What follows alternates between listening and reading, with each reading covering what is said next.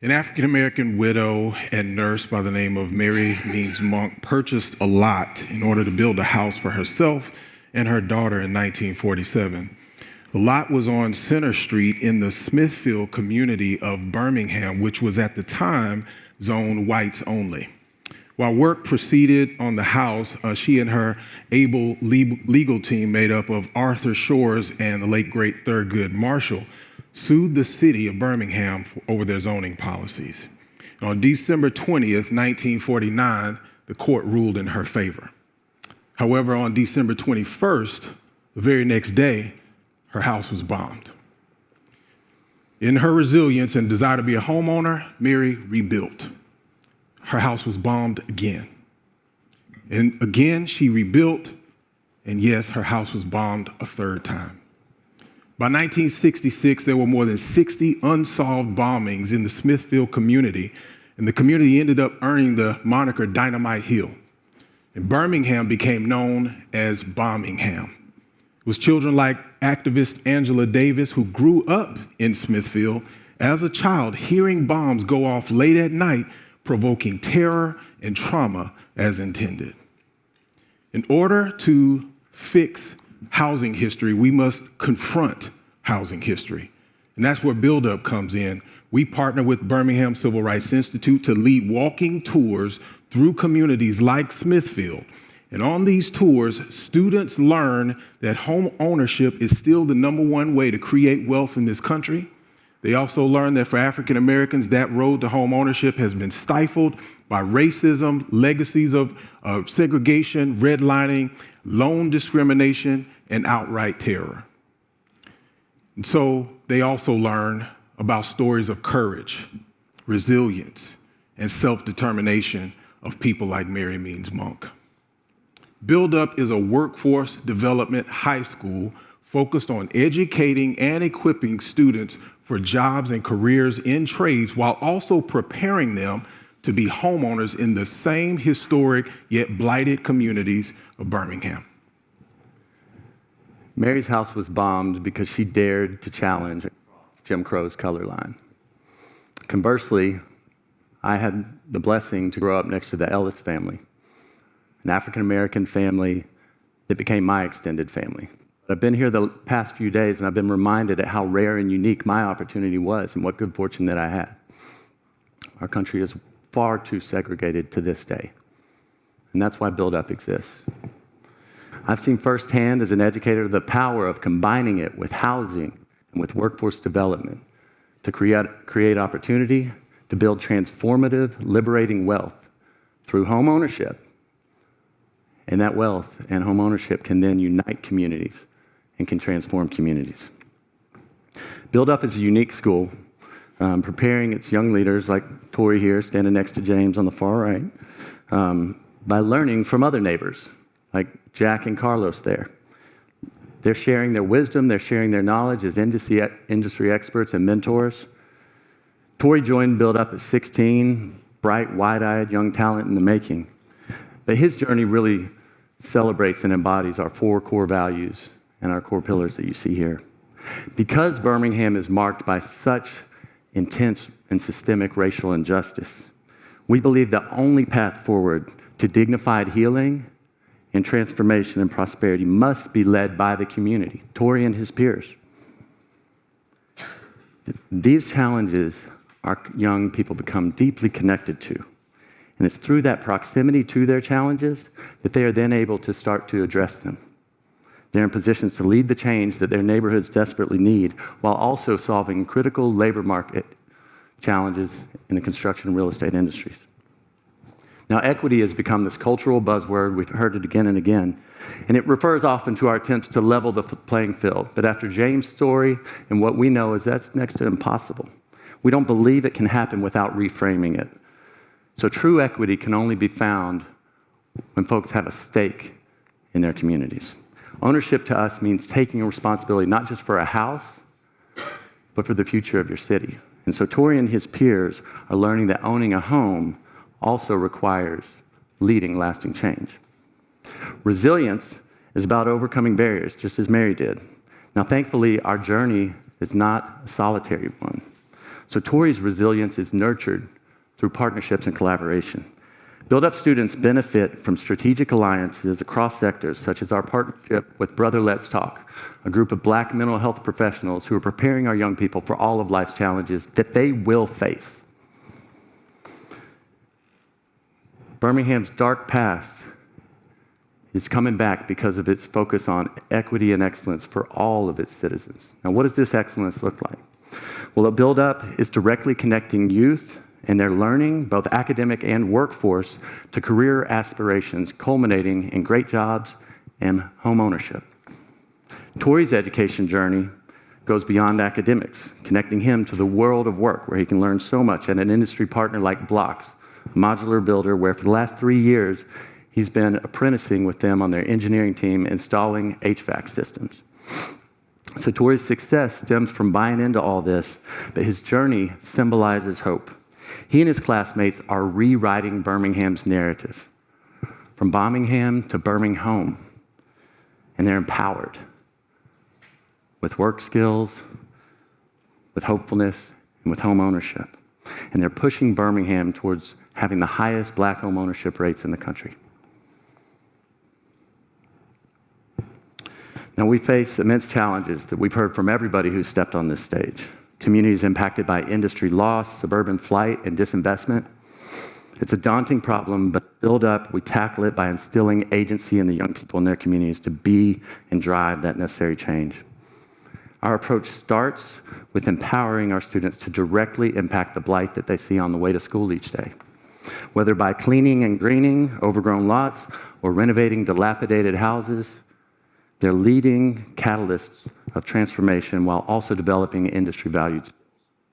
This is not just about revitalization, though. This is about putting hope back into communities that have long been neglected. But we don't stop there. We see affordable housing and low-income home ownership as our North Star. And in Birmingham, the Rust Belt, most of Middle America, this calls for housing innovation. So we're pioneering that. Innovative solutions like relocating donated suburban homes that would otherwise be bound for landfills and moving those on a trailer into the city of Birmingham as infill housing. Our students are standing up SIP panel houses, energy efficient ones, that they can close the envelope on in just a few days' time. And so our vision is to breathe new life into these areas and create hope, create vibrancy and thriving. And best of all, these areas are going to be owned by the very folks leading that change and breathing that life. Now, because BuildUP's model is so rooted in community and the leadership and collaboration that has to come from within, we've pledged only to grow where we're both wanted and needed. We won't go bulldozing anywhere. Despite abundant interest generated from national media attention that we've garnered, we're committed to maintaining this dignified approach to our growth. So we have 3 different expansion models that you can kind of see here, 3 paths forward. Our licensed sites mirror franchising. You're probably most familiar with that, where we'd kind of faithfully implement the BuildUP model that James is leading in Birmingham, but elsewhere, but locally governed nonprofit leadership.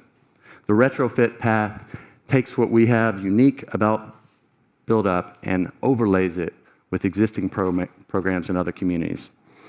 That might be a charter school that has a college prep focus but wants more career aspects to it, or a union-led training program that really needs that critical academic foundation that's too often lacking and keeps people from having that upward mobility. Our inspired sites can fast-track our expansion by providing capable teams from other communities a model in which they can learn from us and then go back to their communities and do the same. In all cases, adaptation to their community is critical. What's bold and innovative about BuildUP is that we are doing our part, rain or shine. BuildUP is a school, so we're approaching home ownership from 2 perspectives, education and workforce development, because we believe that the students who help build and repair houses deserve to own one. So we believe that when we put tools and tape measures in students' hands, we're putting money in their pockets and keys to a house in their hands. And that brings us back to Tori, who is the first homeowner and first-generation homeowner in his family. He's earned an HVAC specialist credential through BuildUP, and there are more Tories all across the nation. Thank you.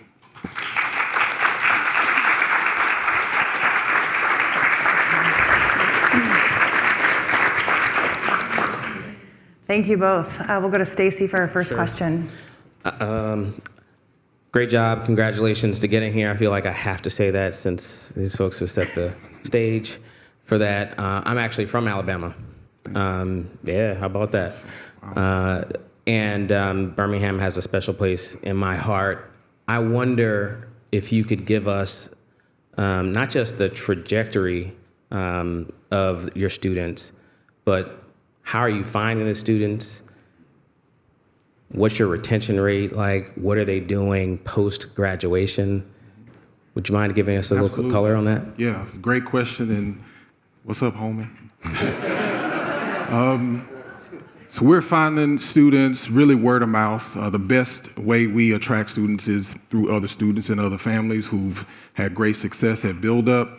I would say our retention rate is very high. Usually all the students who come into BuildUP stay with BuildUP. I don't have an exact number or percentage, but most of the students stay with BuildUP. They come to BuildUP because we're a smaller school and we're a safer school. I would say a lot of them don't necessarily come because they're interested in trades, but when they actually get into the classes, they find they have an aptitude for it. So we're increased our enrollment 12% last year. We actually increased our female enrollment by 39% last year because we want to see more females into these roles. And so it helps that we pay them too. Every student at BuildUP gets a monthly paycheck, which obviously helps teaching financial literacy skills and things like that. But they're coming to us on 4th and 5th grade math and reading levels as 9th graders. So that's the catch up. That's the work we have to do. I'm from Alabama. I'll ask questions all day, so I want to invite my colleagues. I was born in Alabama. Right. Well, you should. There you go.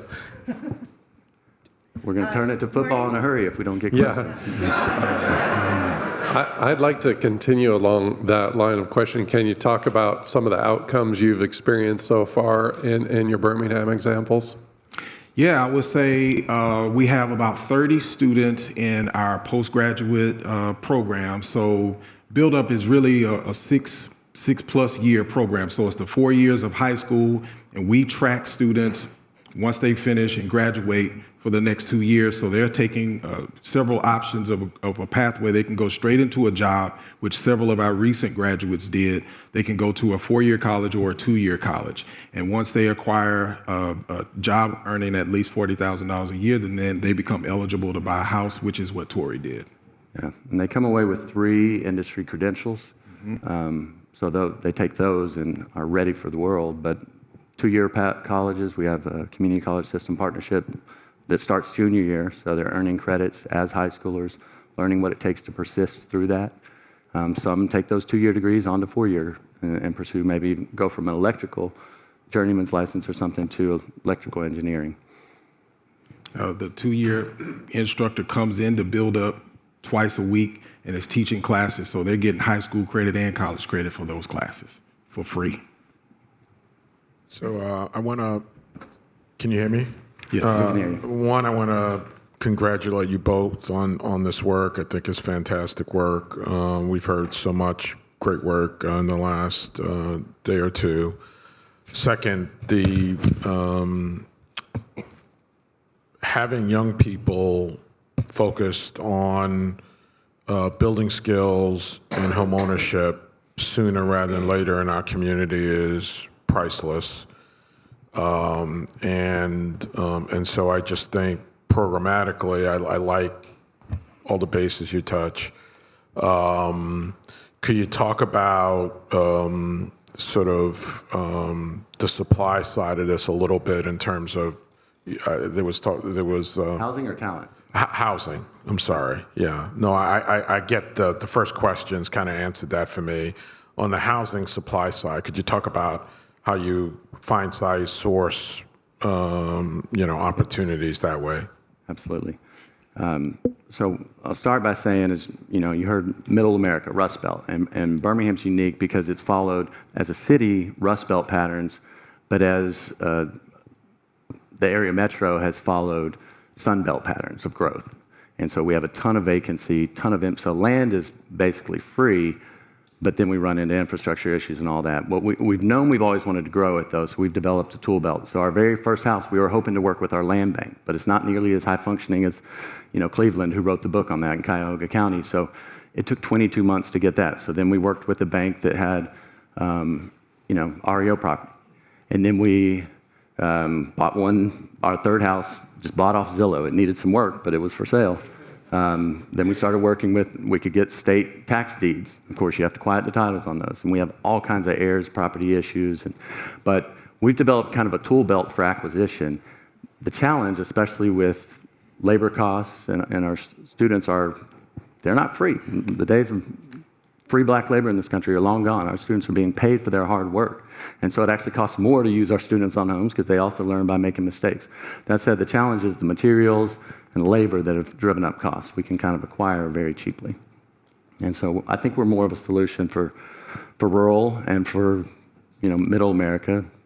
Don't know. We can't impact high rises in New York, unfortunately. But luckily you guys are doing that.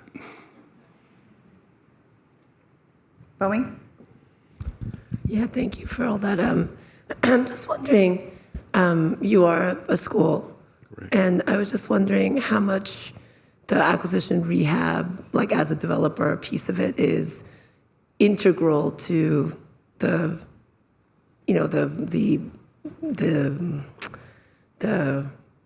I've lost words. I get what you're saying. Yeah, sure. Let's go. Yeah, So I think the moving up and out kind of piece, right? Like how, because the school clearly, like that's the ladder part, right? I mean, the ladder as in climb kind of. Yeah, so we're leveraging a lot of, as far as financing and funding, a lot of the, CDBG funds from the city and other sources like that with it to help. But we've kind of come full circle, especially as we think of expansion. We don't want to, especially the school budget, to carry that capital and to carry the properties that are attached to that. And so our most ideal for our students who work on a slow house, we call it slow house, a learning house, and they're seeing from beginning to end, soup to nuts, complete either new construction or renovation. But we partnered with a group called Navigate Affordable Housing Partners that is a very well-financed nonprofit that spun off from the housing authority. So they are acquiring the properties in a most ideal state. Now, we still own a lot of properties from our nonprofits, but we've launched a separate nonprofit as a holding company because we want to run a school well, and we want to have a classroom, which is the neighborhood, pushing shop class out into, that was the very first thing we had to do was get permission from the Department of Labor to, have 16-year-olds with miter saws out, but we push shop class out into the neighborhood. But if we can avoid the capital outlay there, that's the most ideal situation. But again, we kind of have a tool belt of having done it all. Marty? I have a capacity and a scalability question. Can you talk a little bit about sustaining and growing your Birmingham operations, and also as you think to the scalability and growing elsewhere? Yeah, I'll let James hit on Birmingham, so maybe I'll just dive in with, at the heart of this, our work is one student at a time. Like there's no other way to do it. So, and we don't want to be this massive comprehensive high school because those are failing our kids, especially our black and brown kids across the country. So we will always kind of stay small, but we've had so many folks from Selma reach out, especially post-tornado, but they were already in bad shape in housing. Cleveland, Toledo, Hershey, Pennsylvania. The need is definitely there and the desire, and that's why we've had multiple paths. But scaling in Birmingham is also a great opportunity. Yeah, we have capacity right now in our school for 120 students. And the goal is to continue to recruit each new class of 25 to 30 students per class. We don't recruit 11th and 12th graders. We only recruit 9th and 10th. And we do that because those first 2 years of training is so critical. So they're immersed in trades, electrical, HVAC, construction, those first 2 years. By the end of their 10th grade year, we ask them to do a career declaration where they kind of choose a path where they think they might want to go.